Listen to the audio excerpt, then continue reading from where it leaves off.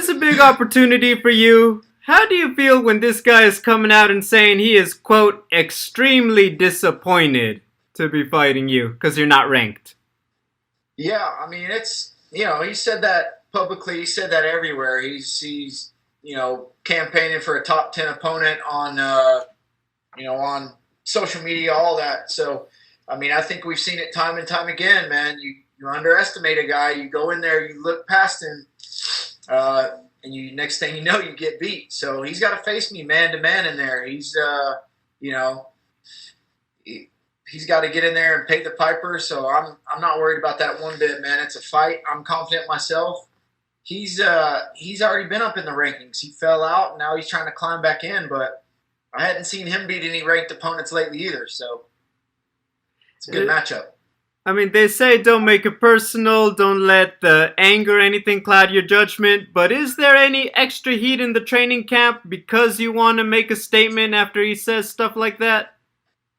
No, it's business as usual, man. I always train hard. I always do all the right things. I'm a true professional. I train for each guy just as hard. It's a big opportunity, but I'm prepared for it. I'm ready. Like I said, he's been up there. He's fallen back down. I'm on the way up. I'm trending upward. So it's my time. I want to ask you about that because in the past you've said, the whole, logically you're supposed to try to move up the rankings, but you said you're more of a BMF title kind of guy and a kind of fighter. Can you expand on that idea a little bit for us? Yeah, I've been in a couple fights where guys just want to grapple. I mean, I've done it too. So I'm looking for exciting fights. So I want fans at the fights that the fans like. Winning a bonus every now and then is nice too. But turns out here lately, all the exciting fights are up in the top 15. So if that's what I got to do to chase those good fights, if I got to fight those top 15 guys, then so be it. And if I end up being ranked, then fine too. But you don't get paid any extra to fight a guy with a number by his name. So why not make it exciting? Who would be your ideal opponent for a lightweight BMF belt? Beneil Dariush on Saturday night. Great answer. Thank you, Scott. We'll go next to Bryson Hester. Your line is open.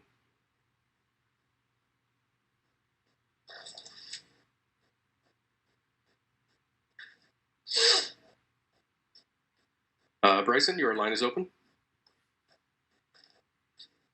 How you doing, Scott? Hey, doing good. How are you, Bryson? I'm good.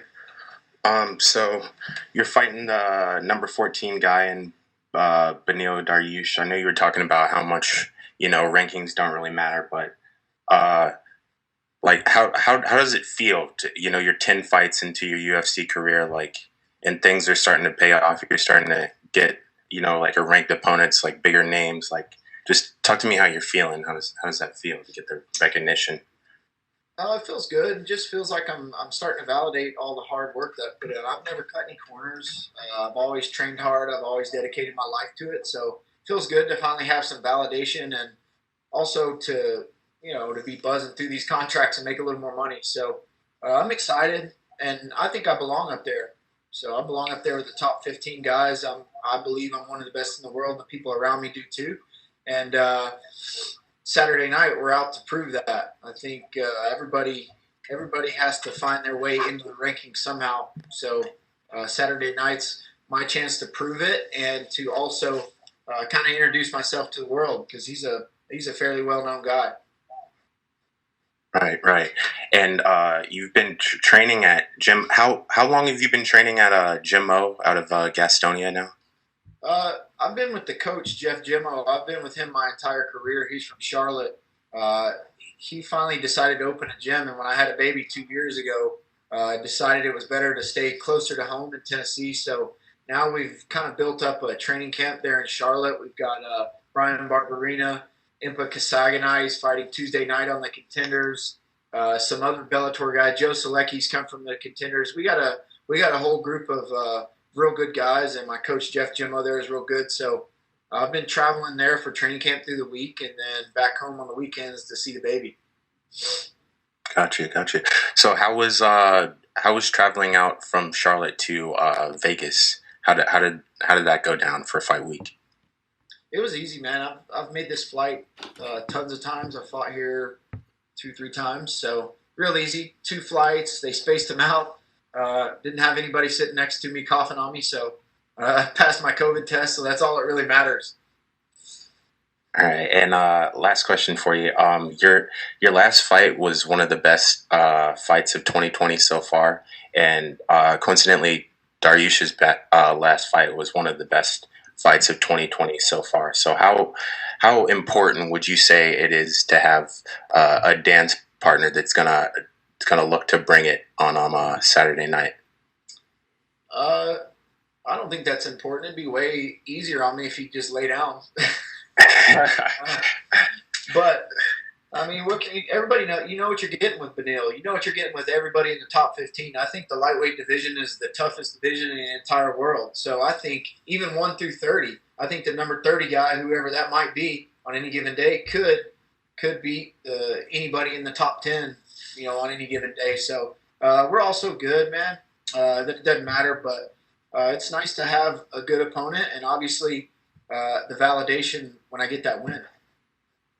All right. Appreciate you, Scott. Good luck on Saturday. Yeah, thank you. We'll go next to Damon Martin with MMAfighting.com. Your line is open. Scott, I had heard when I talked to Beneil a couple weeks ago, he had said that when Sean Shelby had called and told him about this fight, you had mentioned Beneil as a potential opponent. Can you kind of give me an idea like how this came together? Did you mention Beneil as an opponent you wanted to face? Well, there weren't a whole lot of guys available, so we started talking about who's available and who's ahead of me or right around me. There weren't a whole lot of guys, so I just started mentioning names. So Beneil was one of about 5 guys that I mentioned. So yeah, he got mentioned in there. Regardless of the comments about not getting a top 10 opponent, but at the end of the day, he still took the fight. When some guys we know for a fact don't, they're not interested in fighting a guy who's ranked below them or not in the rankings. Is there a certain level of respect that you have that he did ultimately still take this fight, though? Yeah, no doubt. He didn't have to take it. I think if he'd passed on it, nobody would have cared. He'd had to sit out for a little while longer. So, and we're all here to make money too. So, yeah, respect to him for taking the fight. He didn't have to. So I appreciate that. But it doesn't mean I owe him anything. We saw it in his last fight. He got the big knockout, highlight reel knockout, and a great performance. But we also know Beneil has a very, very big background in Brazilian Jiu-Jitsu and grappling. Again, you mentioned you like the exciting fights, and Beneil has traditionally been a pretty exciting guy in his own right. But on that aspect, if he does take it to the ground, if it does become that kind of match, how confident are you matching your ground skills against a guy like Beneil? Well, I don't want to put on a pair of spats and grapple with him. That'd be silly. I don't want to put on a wrestling singlet either. But there's some intangibles there in MMA, and I like my odds there. I like my takedown defense. I like my get-ups, but he's no slouch on the ground, man. He's a world champion. He's got all these wins. So it'd be silly for me to just want to grapple with him, but I'm not scared to go there. I've been there before. I've been taken down. I always get up. I've never been submitted. I work my way out, so I'm confident there. And it'll be a little bit of everything. And, from the last fight, he did have a big knockout, but what I saw was he was almost knocked out just before that, and a couple mistakes from the other guy led to that knockout. So, I see a lot of key takeaways that can help me in that knockout. Well, last question. That's a great segue to my last question, which is that, if he does want to engage in a bit of a firefight with you, do you feel like that plays right into your hand if he does decide to start throwing bombs? And we saw it in that sequence where the fight ended. They were trading. Obviously, he got a great knockout, and kudos to him. But do you feel like if he invites that kind of fight, that could play right into your hand? Yeah, I mean, obviously, I like to stand up and throw. You've never seen me back down from a fight. I'm in the pocket there. I throw down, man. I'm a old Western gunslinger from Tennessee. So, yeah, I'd love that. That'd play right into my hands. And the thing about Beneil is he always gets hit. He always gets hit. He gets hit hard. His face is always there to be hit. So he's going to be hit Saturday night. He's going to hit me. I'm going to hit him. That's how I always fight. So we'll see who can stand in there longer.